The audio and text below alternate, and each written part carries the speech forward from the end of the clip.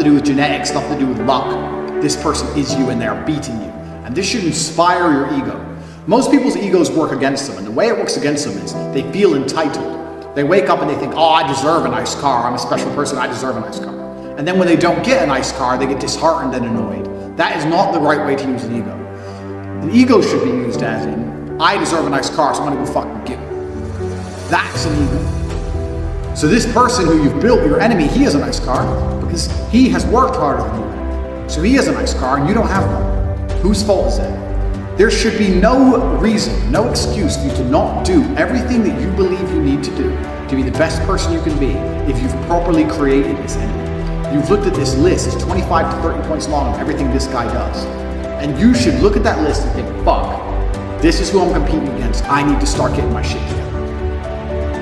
And your ego should stop you from wanting to lose. Otherwise, day after day after day, you are losing to this individual. This individual is beating you day after day after day. You can't let that happen. Your ego is extremely important, and you only have one person you're competing against, and it's the person you created, which is nothing more than a better version of yourself. So day by day, you're losing this battle, and that should make you uncomfortable, it should make you nervous, it should make you anxious.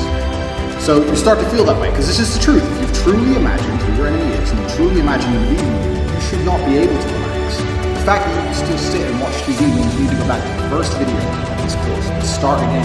And do it properly, and do it well enough so that you can no longer sit still. You look at yourself in the mirror, okay, yeah, I've got some muscle, this guy.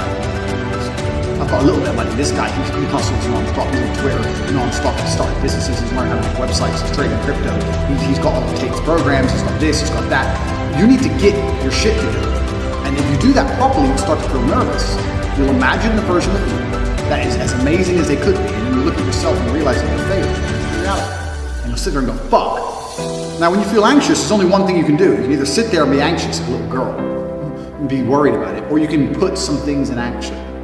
I was nervous before every single fight, and that's when I fought the best. Because I was afraid. I was afraid of losing. And you need to be afraid of losing day by day throughout your life. You know who your enemy is, you know what he's doing, and you're losing day by day. Now, if you go to the gym and you beat your personal best, let's say the most you've ever benched is 100 kilo. You go there, you bench 105 kilo. The days you beat your personal best are the days you've beaten this individual. It's the only day you're allowed to claim a victory. If you beat your personal best, you can claim a victory. I went there, I did more than I've ever done, I beat this guy. But if you're not beating your personal best, he is beating you. And that should inspire you to try and smash through your own records day after day after day. The most money you've ever made, the most weight you've ever lifted, the most girls you've ever spoken to. It doesn't matter what goals you set, you have to understand you're going to spend a lot of time losing. And all this time you're spending losing is going to damage your ego, and that's going to make you anxious and unhappy and nervous, and you're going to put all that nervous energy into smashing your personal records so you have those days. Everything compounds. What most people don't understand is they think that life just changed overnight. Everything compounds. People say to me, oh Tate, how did you become successful? I can't tell you the one thing that made me successful. I was always driven, motivated. I understood how to make good connections. I looked after the people who looked after me. I always knew what the right thing to do was. I didn't drink for many years of my life. I didn't do this, I didn't do that, I did do this. And it all comes together to success. It's not about one thing. A lot of people go through life with a very average attitude to life, and they wait for their one big break. Yeah, maybe you'll get it. That's not the reality. If you're hoping for a big break, you may as well just keep buying water. You have to build your and you do that with thousands of tiny victories.